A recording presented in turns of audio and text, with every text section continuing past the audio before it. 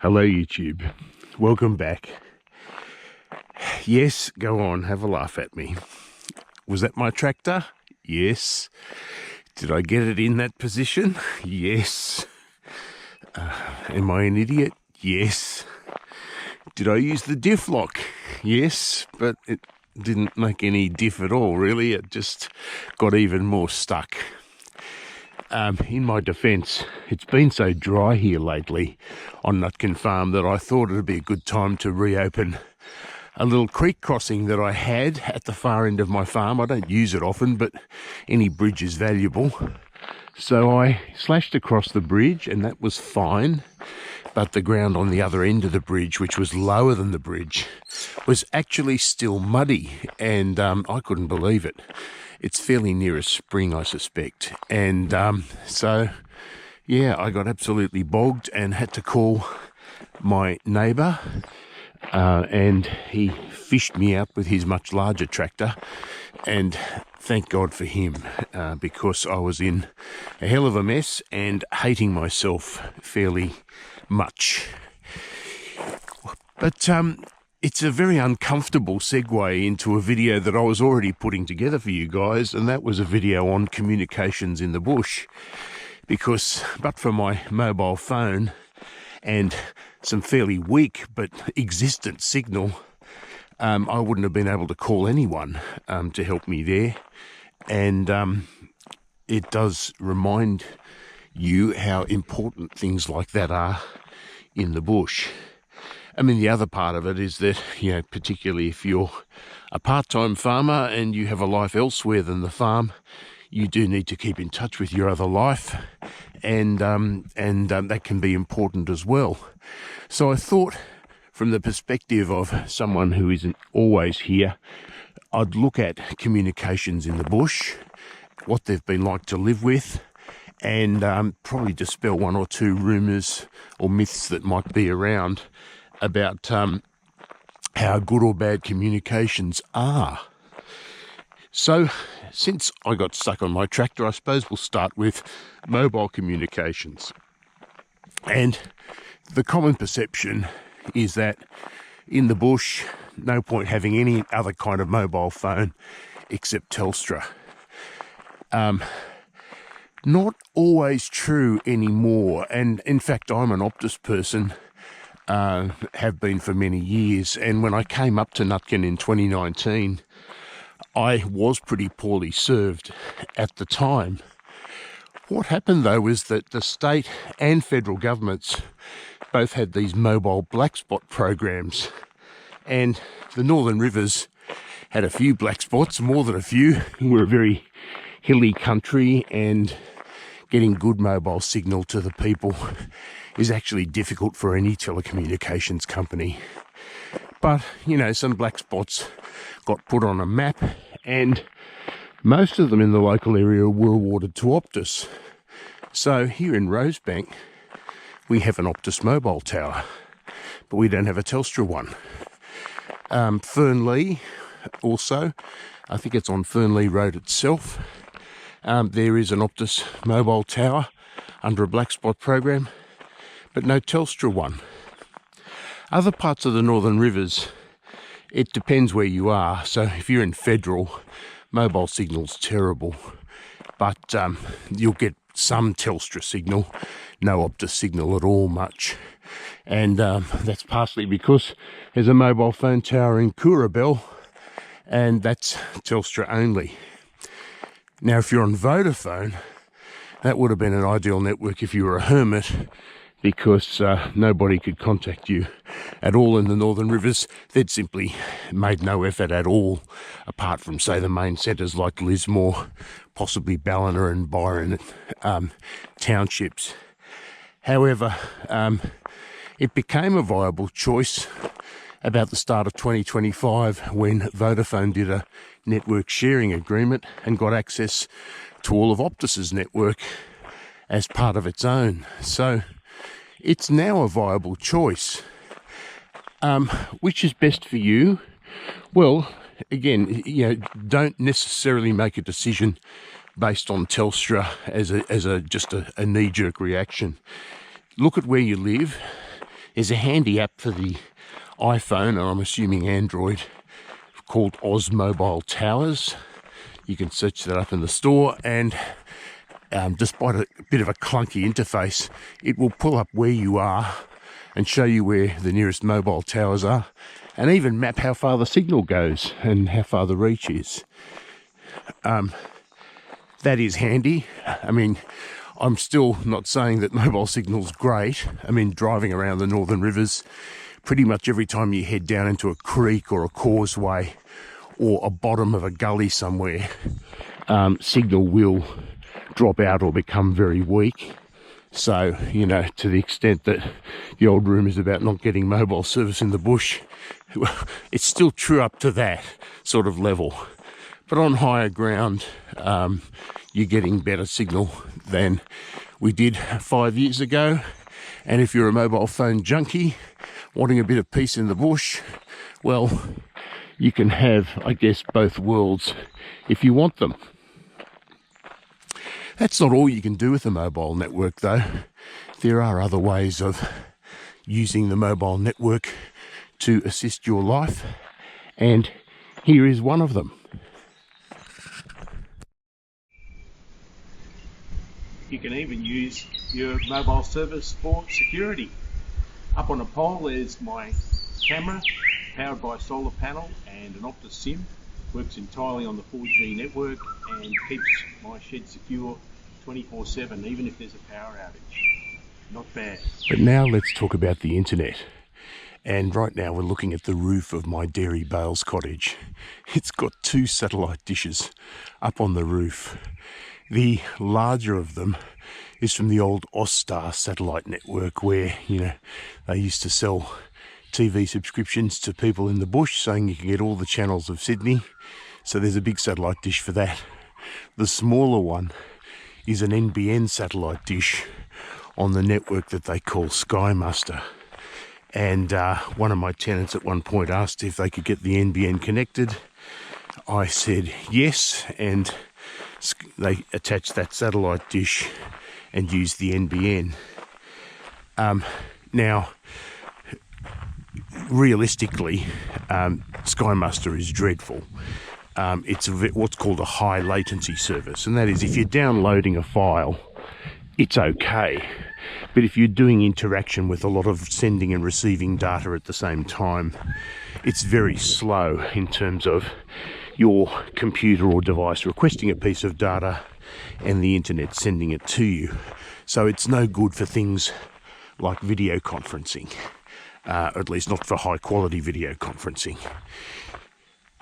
It, you know, you could barely watch Netflix on it. Yeah, that's fine. And the problem, of course, with the Northern Rivers being cloudy and rainy, every time there was heavy cloud cover, the signal would either drop out or become extremely slow. And that is one of the limits of satellite internet. Some people do Starlink, which I'll come back to in a minute. But out in this area, where they only had, for a while, satellite internet, Telstra was required to keep the copper mobile phone network going.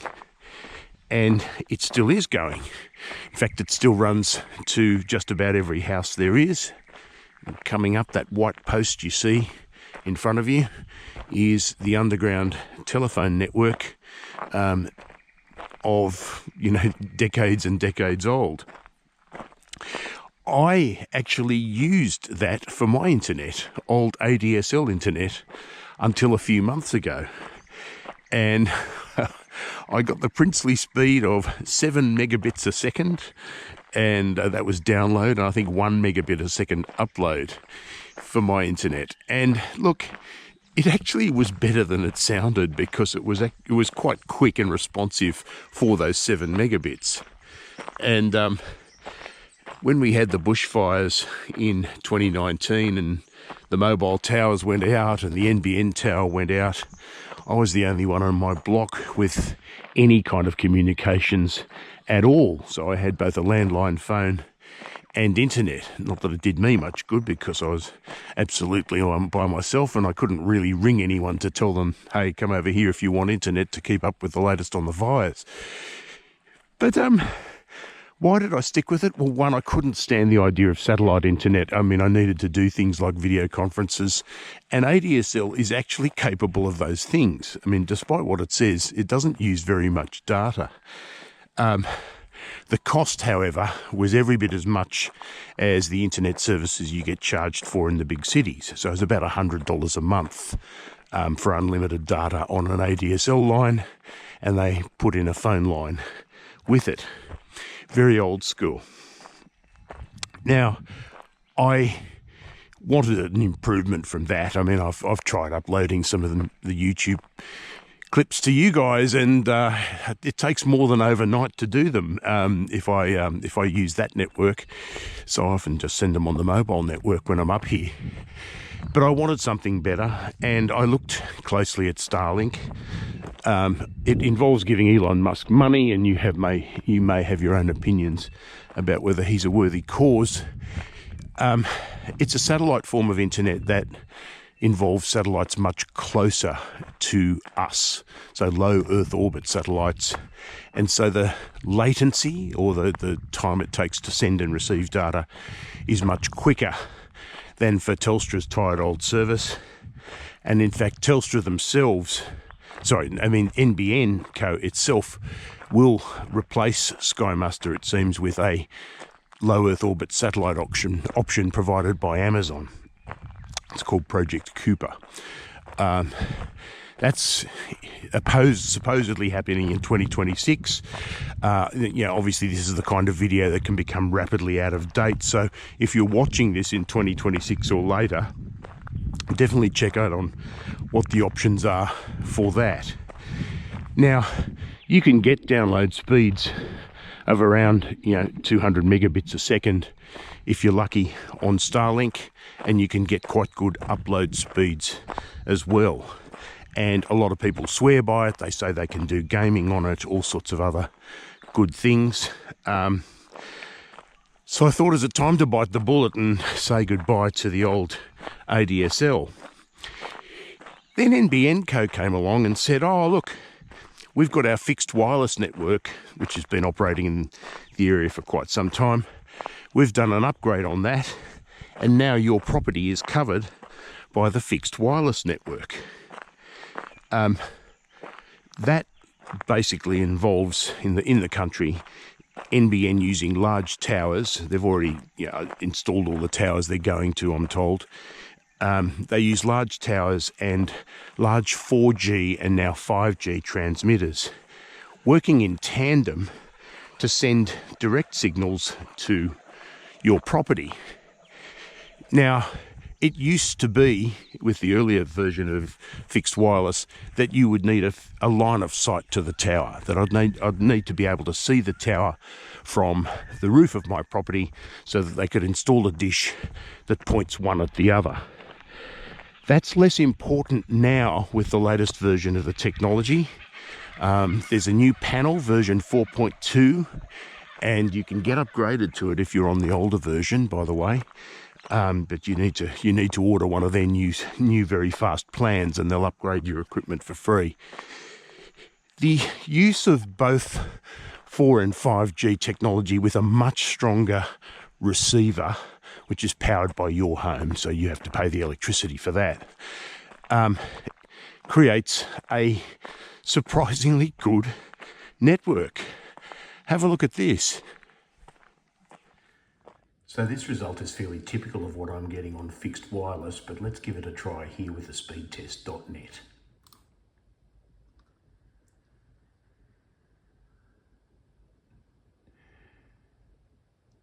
And for a plan that's only meant to have 250 megabits down, I'm getting about 350 megabits repeatedly.